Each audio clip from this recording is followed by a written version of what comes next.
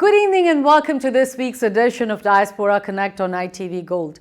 I am Pia Jyoti Kachru, bringing you highlights from our South Asian community, celebrations, achievements and events that made headlines across the diaspora. Let's take a look back at the top stories from the Diaspora Connect. We have this week with Padma Shri recipient Dr. Sudhir Parekh. In Beyond the Headlines, we will be talking about the emerging restaurant capital of New Jersey. Mamadani hosts St. Patrick's Day breakfast at Gracie Mansion. Consul General of India, New York and BSS mark International Women's Day with panel on equality and partnership. Women entrepreneurs attend IAWEA networking event on estate planning. Bhajan clubbing brings devotional music and dance to Long Island. Stay with us on Diaspora Connect in detail right after the short break. Padma Shri recipient Dr. Sudhir Parekh, chairman of Parekh Worldwide Media and ITV Gold, shared his insights on current global events. Take a look. And now time for weekly show with a passionate India lover, chairman of ITV Gold and Parekh Worldwide Media. Get ready for loving sharing from physician, philanthropist, publisher and India advocate in this week. Namaskar and welcome to This Week with Padma Shri recipient Dr. Sudhir Parekh right here on ITV Gold. Namaskar, Doctor. Namaskar and namaskar to all the ITV viewers. So Dr. Parekh, let's start with this Iran war. It's continuing and keeps opening new fronts. And now our allies did not want to help to secure the Strait of Hormuz. And President Trump wants to end this conflict soon. So what do you think is next? And will we get off ramp to walk away from this? I think I know that President wants to go off the ramp and walk away from the or declare the victory and stop the war. And I think war should stop. I mean, whether which party wants to stop, but unfortunately, it's not going to happen because still they are bombarding. Israel and USA is bombarding their nuclear site. Even they did it yesterday only. So I think that's the wrong thing to do because they have to stop bombarding and then you can talk with someone or convince them to stop the war.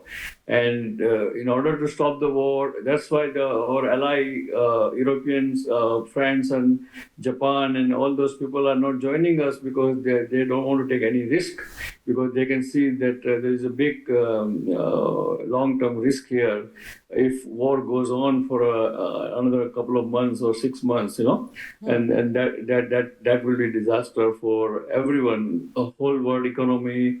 And as you can see right now, almost 15,000 people died. Even today, even government, USA government has declared that 200 USA Marines were wounded and hospitalized, and 20 died when that crash of the plane. So I think there's a lot of in Iran and in Israel, all the buildings are almost 70% of the buildings are damaged, and we don't know how many other civilians are dead. So I think war has to stop. And I think if because the USA is a strong party here, US and Israel, they should stop bombarding for a few days and then try to convince them to stop too. That's the way to do it. Doctor, like Iran has effectively used like leverage, even when it's not like traditional war. So my question to you is like, can we achieve the objective of like change of regime without putting boots on the ground? And is that worth its cost? Even if you put the boots on the ground, change of regime will never happen. And it's very difficult to happen. Even we did this in 75. We should learn lesson from our history that we put the boots in Vietnam and 75,000 American soldiers died there. And still their communist party regime did not change. So it's very difficult because see their regime is all religious-based regime, and it's very difficult to convince somebody who has certain fixed ideas or fixed thinking about on the religious base, you know. So. In Iran there is no opposition leaders are there, and nobody will come out to be oppose this regime because always they are afraid of guns, and they are afraid of power, and they are afraid of money. So the regime who is in the power, they have guns, money, and everything. So nobody will come up because they know that if they protest, then they will get killed. So who wants to do that? Same thing why our ally is not supporting us, because they know that even one or two missile from the Iran can torpedo even some cargo, and that's why they don't want to take a chance, or they can kill somebody, right? Right. So, Doctor, let's talk about India. India has been able to stay neutral, like voice support for Gulf countries and get safe passage for its oil tanker ships from Iran. So my question to you is India playing it right? Well, I think India should remain neutral because India has a very long-term relation with the US, with the Iran since historical time, and a lot of business with Iran, and Iran is kind of part of the West Asia, as India is part of the West Asia. India also needs USA. And India also needs US-India relation, and India needs that relations to go more and more. So I think to be neutral, it's the ideal thing for the India. Should not take any side, and on the contrary, remaining neutral, they can have a little leverage to negotiate with both the parties, Mm-hmm. And let's talk about the impact of this war. Oil prices, they are getting higher. And do you think we'll see any relief soon? No. Okay. Because even today the oil price went up to $102, and as long as war is going on, as long as Hormuz Strait is closed, as long as Israel is bombing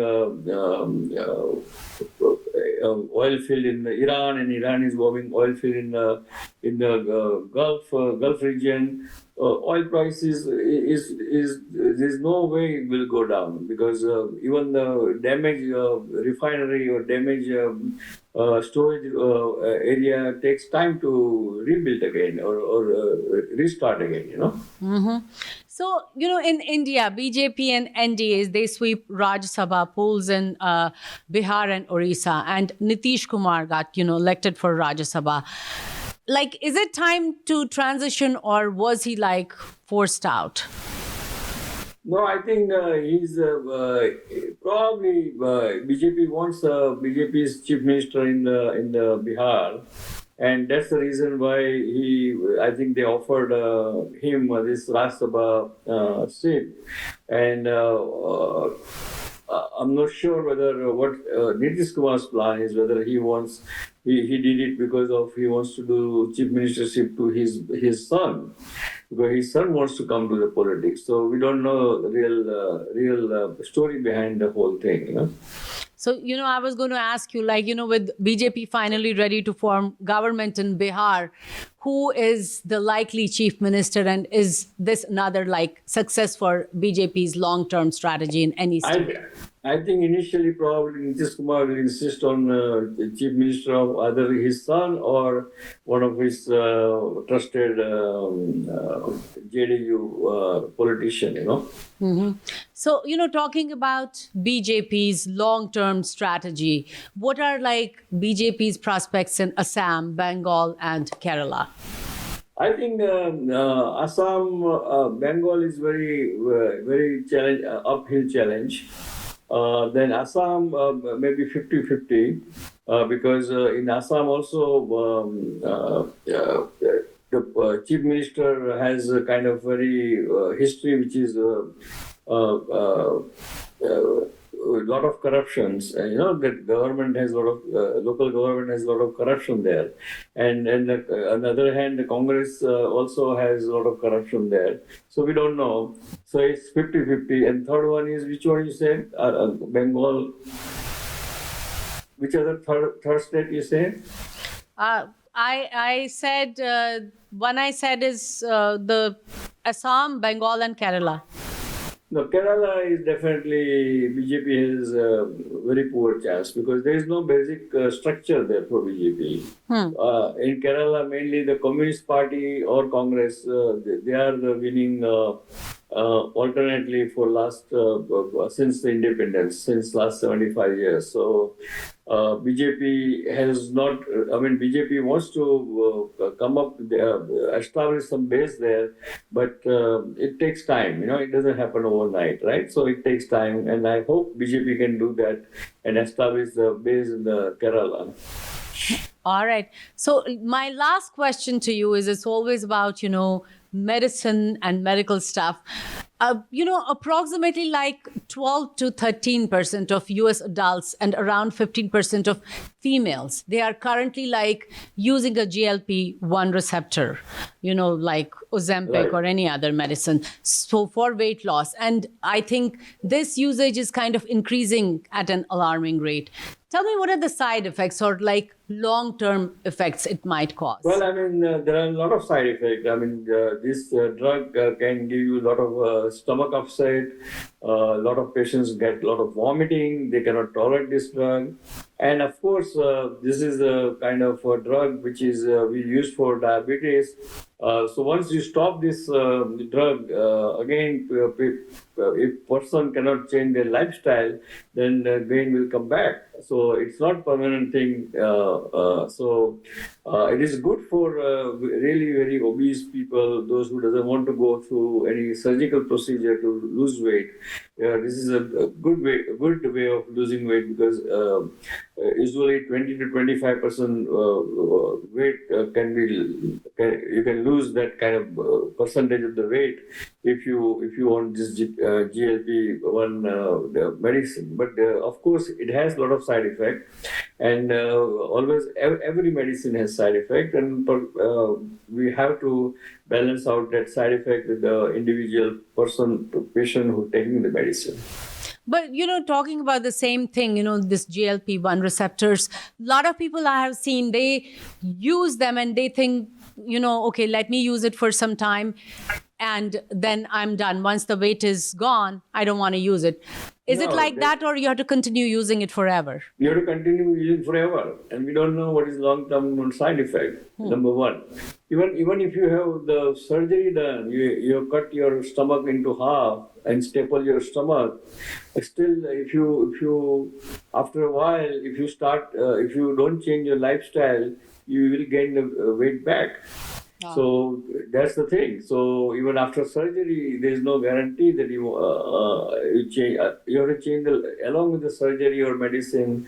You have to change the lifestyle. Just like any heart patient, along with the blood pressure medicine or heart medicine, you must change your lifestyle. Otherwise, you cannot continue your bad, unhealthy lifestyle.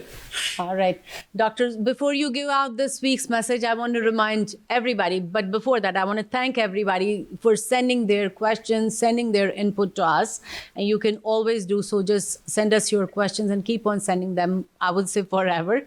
And also, I want to remind you all that you can follow Dr. Sudhir Parekh on Facebook at Dr. Parekh, and you can also follow him on Twitter. The handle is SUDPARIKH. Please go ahead, Doctor. Well, dear friends, right now, war is waging, going on in the Middle East and affecting the whole world economy.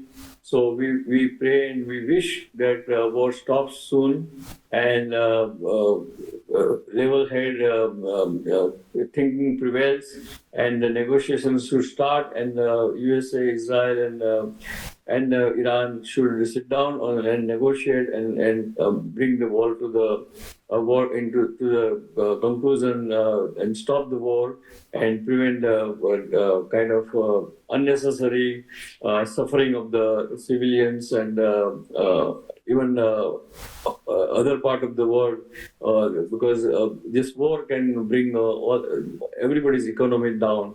And so we want to pray God that war should stop and let's negotiate. There's nothing like the most powerful missile is a negotiation. So sit down on the table with the parties and come to the conclusion. This program is brought to you by NRS Pay Credit Card Processing. Sign up at nrspay.com or call 877-202-8112.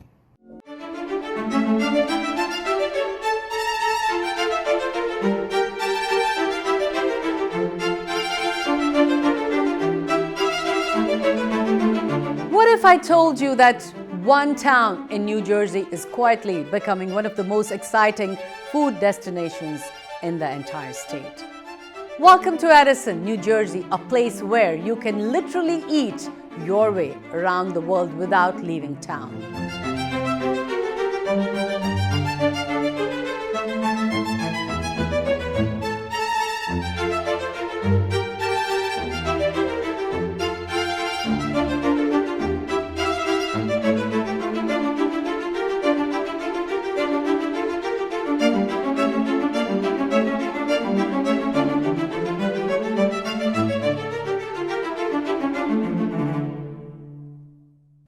What makes Edison so special?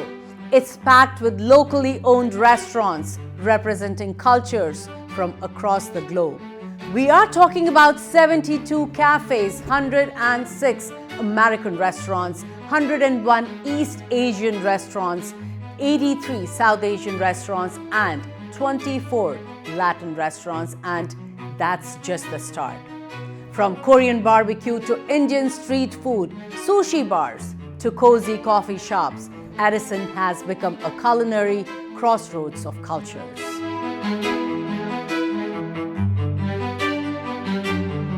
And the best part is most of these spots are independently owned.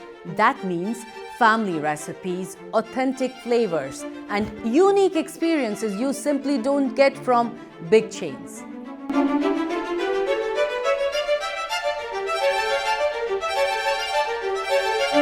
And you can start your day with specialty latte at a neighborhood cafe, grab ramen or sushi for lunch, enjoy authentic South Asian curries or street snacks in the afternoon, and finish the night with tacos, desserts, or a classic American dinner. In Edison, food isn't just a meal, it's a cultural experience.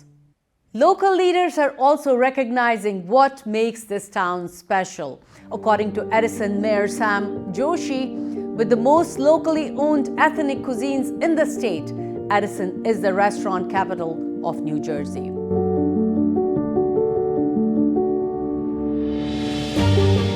Mayor Joshi recently met with more than 50 restaurant owners to talk about how the township can support them and prepare for something big coming to the region. That is the 2026 World Cup. It's going to be, look, Ochi Road is already known across the globe, especially for its Indian American community, and we're very proud of it. In 3 weeks, I'm going with Governor Murphy to India to meet the Prime Minister, and we're signing a huge deal for a bunch of different Indian companies that are going to be investing right here on Ochi Road in Edison Township and in New Jersey. We want to make sure the Indian community continues to flourish, and it creates a ripple effect on the economy because so many different demographics will benefit from this. I think Edison has always been a staple of not just the Indian community, but across New Jersey, and we're going to see a lot of proud development happen here as well now. With millions of visitors expected in the area, Edison is positioning itself as a must-visit food destination for travelers and soccer fans alike.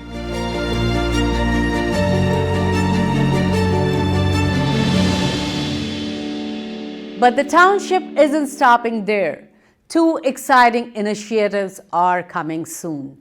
A restaurant passport encouraging people to explore different cuisines around town, and a restaurant and entertainment map, making it easier for locals and visitors to discover hidden gems across Edison. The goal is simple: celebrate local businesses, bring more tourism, and showcase the incredible diversity that makes Edison unique. Because here is the truth: food tells the story of a community, and in Edison, that story is written in dozens of languages, flavors, and traditions, all served on one plate. So, next time you are looking for a food adventure, skip the long trip around the world. Just come to Edison, because right here in this New Jersey town, the world is already on the menu.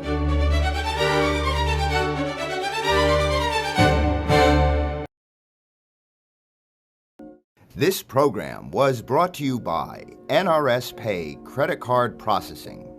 Sign up at nrspay.com or call 877-202-8112.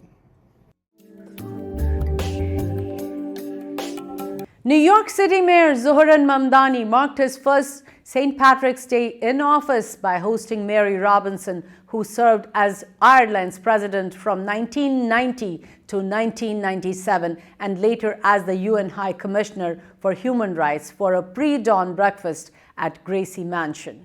It is truly such a pleasure to mark this holiday with each of you.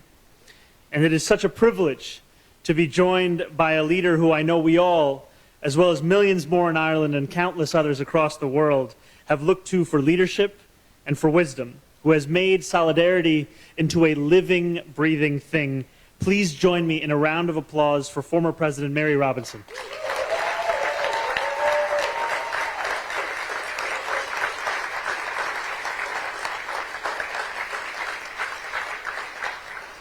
Thank you for being here, truly.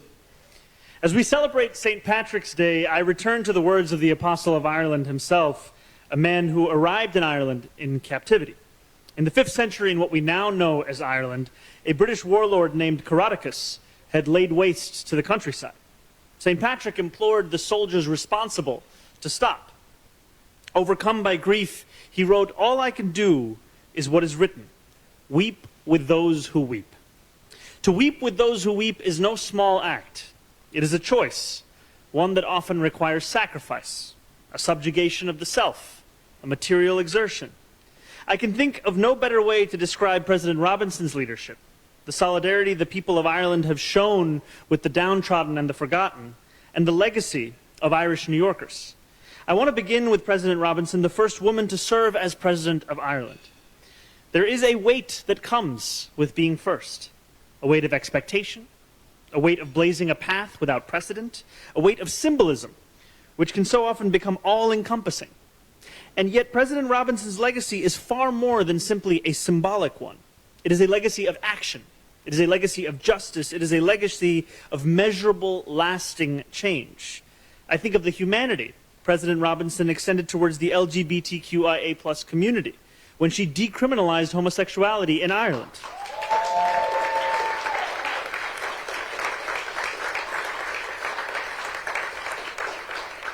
It was an act of immense leadership, one that demanded vast political will. I think of her lifetime commitment to climate action, which you may see here embodied by the pin that she has now put on, and her refusal to flinch from how the fight against the climate crisis is fundamentally a fight for justice. And I think of so much more, how she transformed the lives of so many Irish women at every stage of her career, how she advocated for workers, how she fought for reproductive rights, and I think also of how she stood steadfast alongside the people of Palestine.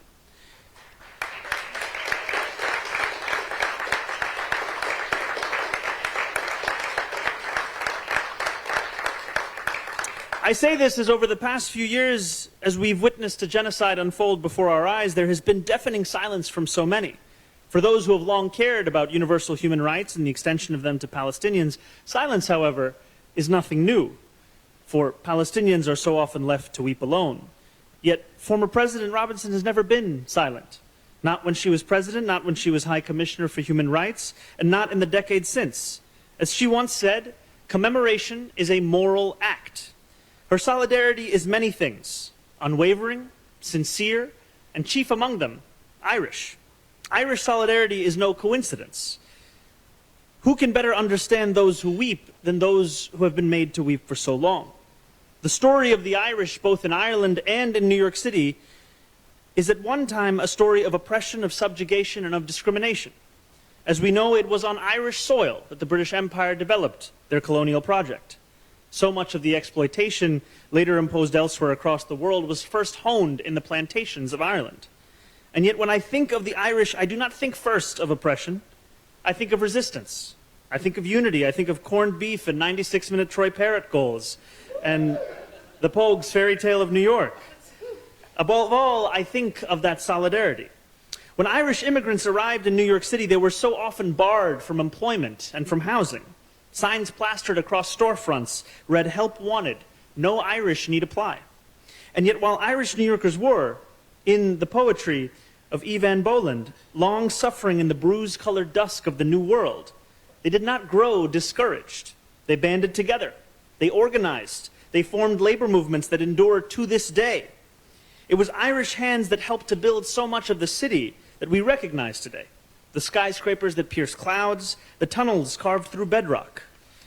And we can see an example of that legacy in the incredible labor leaders that we have with us today, both in this room and beyond this room. And as we celebrate St. Patrick's Day together, and as I belatedly acknowledge our State Senator Brian Kavanaugh as well,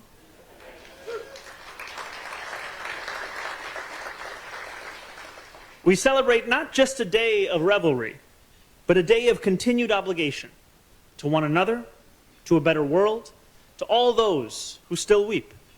And I want to thank President Robinson again for joining us. I want to thank the people of Ireland who have taken a past of suffering and used it to fight for a future of justice. And I want to thank every Irish New Yorker for helping make this city into what it is today.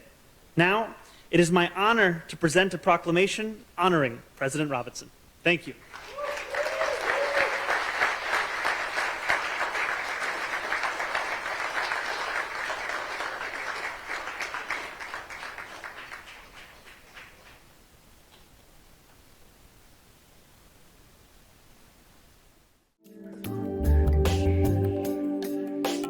The Consulate General of India, New York and Bharti Stri Shakti marked International Women's Day 2026 with a special program on Indian pathway to equality and partnership, featuring remarks by Srimati Savitri Thakur, Minister of State for Women and Child Development, Government of India.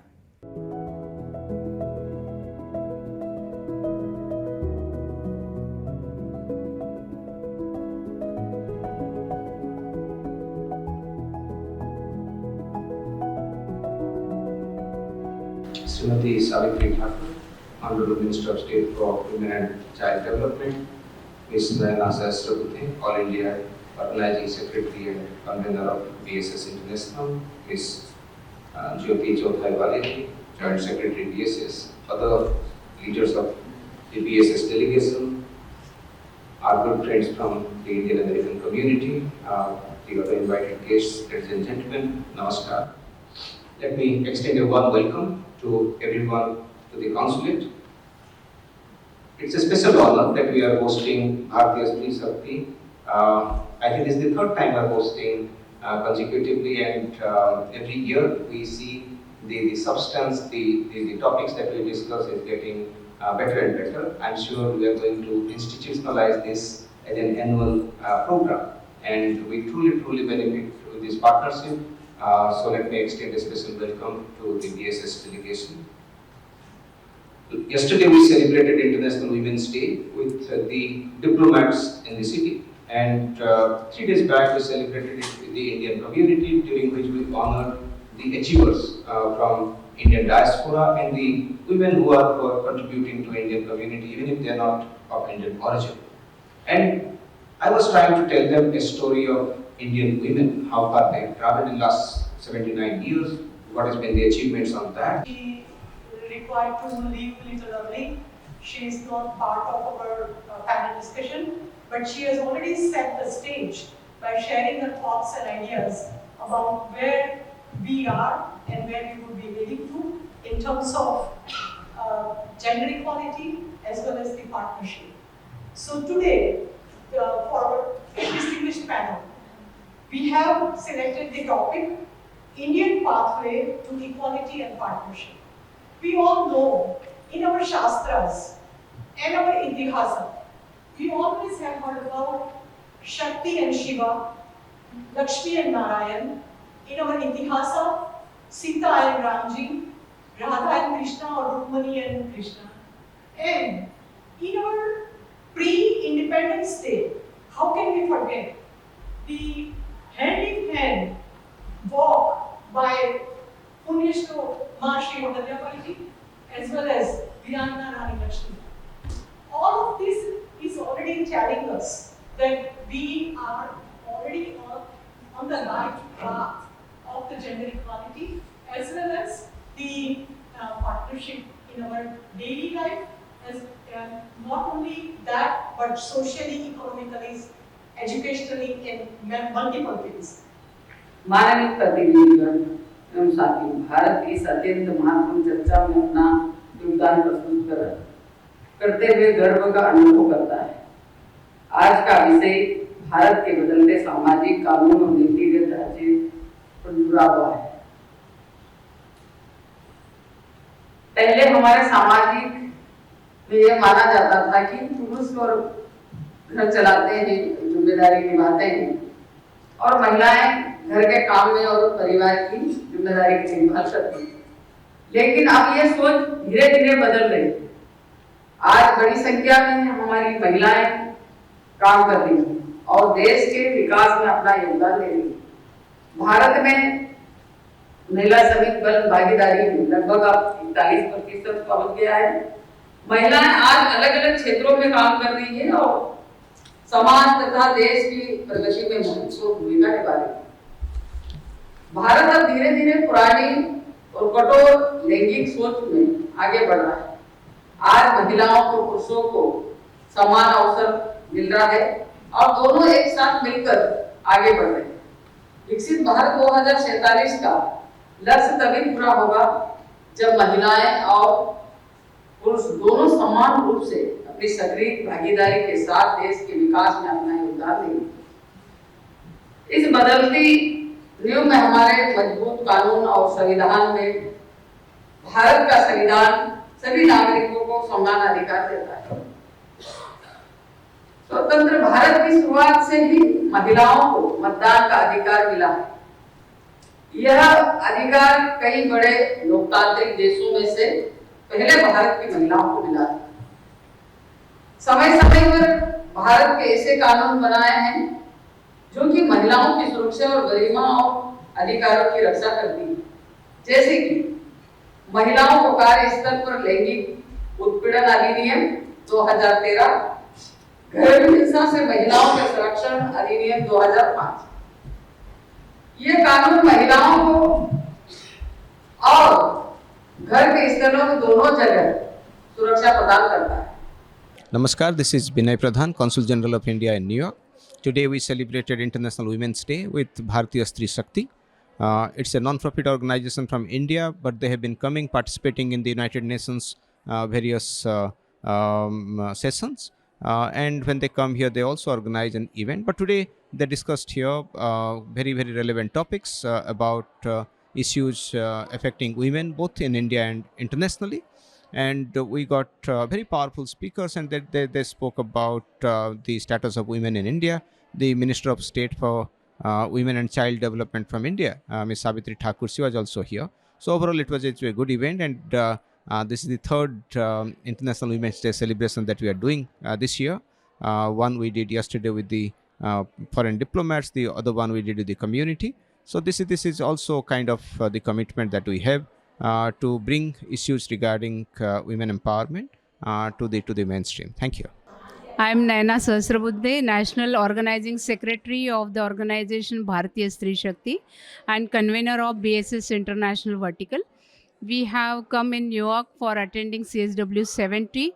And on the context of CSW 70, we organized one program with the Office of Consul General of India, New York. And we celebrated International Women's Day over here.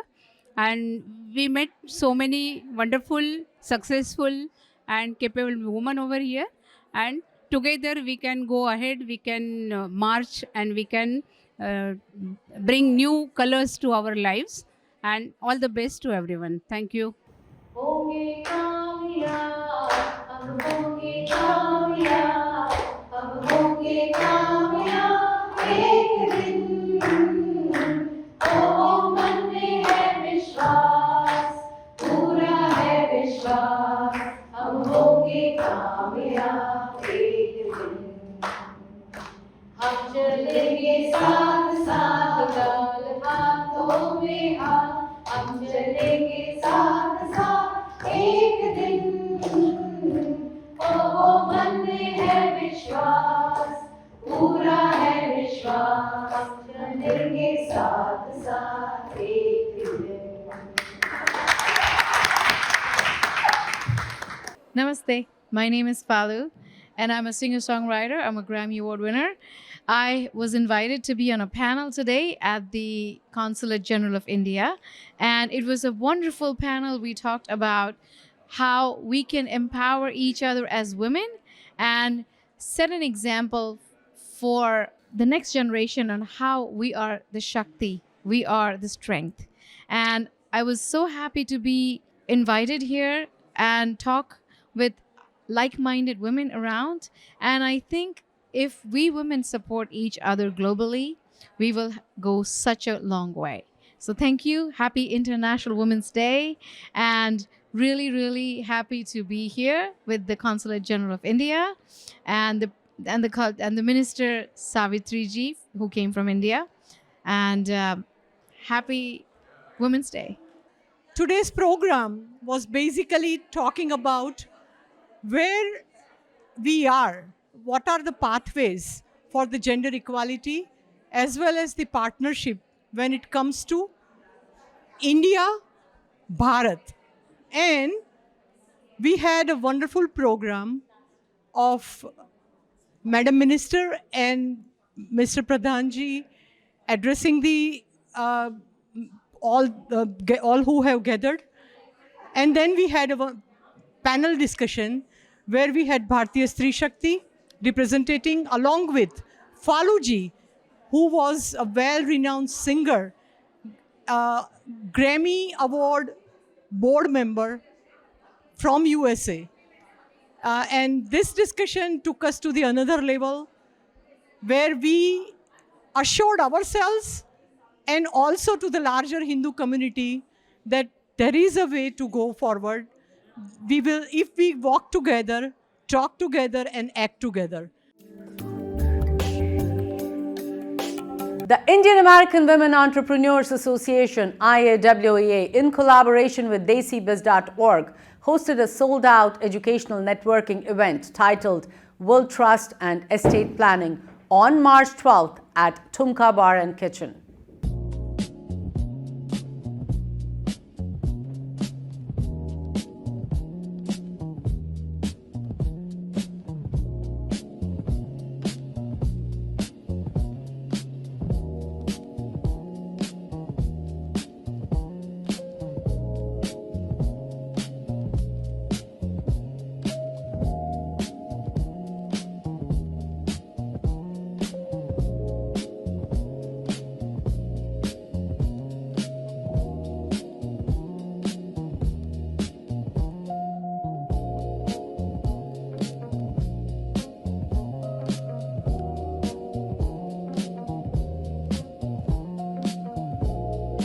Can everyone hear me?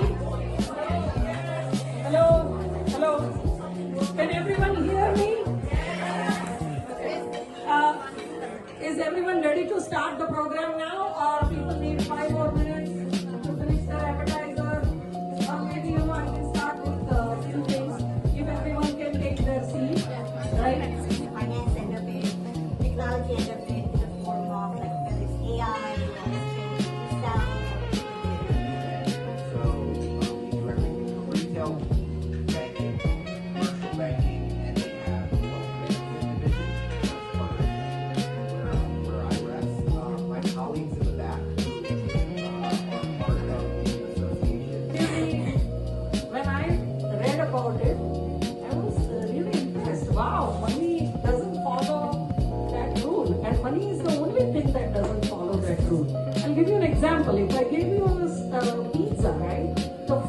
devices. And it's interesting, before I sort of go into my spiel, may I ask, just by a show of hands, and don't worry, don't be embarrassed, this is just going to get...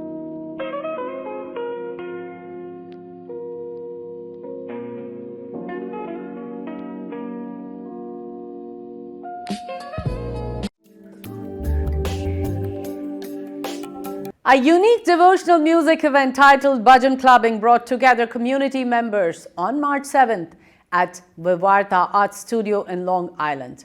Organized by Vivarta Arts and sponsored by Janvi Soni, the gathering blended traditional bhajans with a lively social atmosphere, featuring music by Magic Mike's DJ International and a special Shiva theme celebration following Mahashivratri.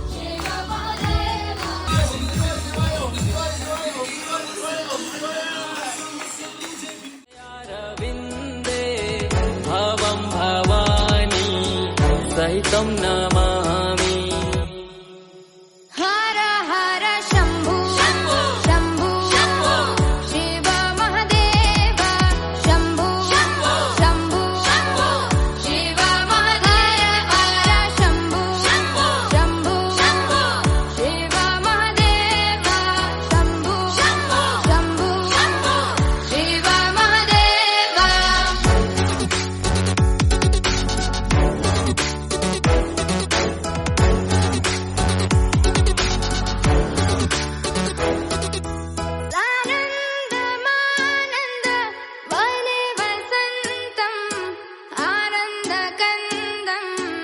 हतपापवृन्दम् सानन्दमानन्द वने वसन्तम् आनन्दकन्दम् हतपापवृन्दम् वाराणसीनाथ मनाथनाथम् श्रीविश्वनाथम् शरणं प्रपद्ये वाराणसीनाथ मनाथनाथम् श्रीविश्वनाथम् शरणं प्रपद्ये हर हर शम्भो शम्भो शम्भो शिव महदेव शम्भो शम्भो शम्भो शिव महदेव हर Shambho Shambho Shambho Shiv Mahadeva Shambho Shambho Shiv Mahadeva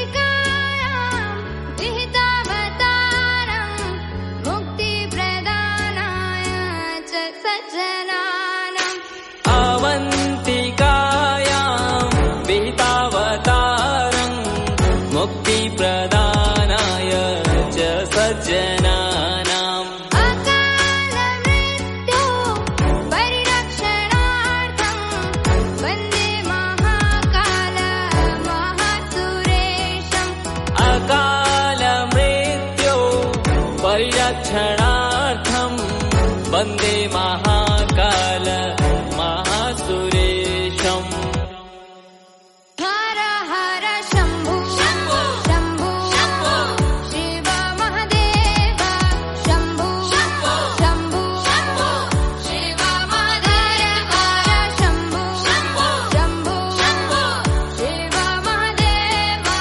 Shambho Shambho Shiv Mahadeva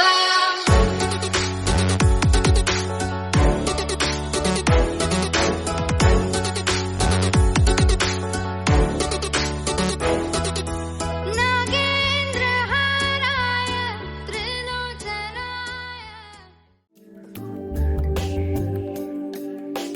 And that's a wrap on Diaspora Connect. Send community news to events@itvgold.com or pia@itvgold.com. Follow ITV Gold on Facebook. Subscribe on YouTube. Read News India Times at newsindiatimes.com or call 212-675-7515 to subscribe. This is Pia Jyoti Kachru signing off.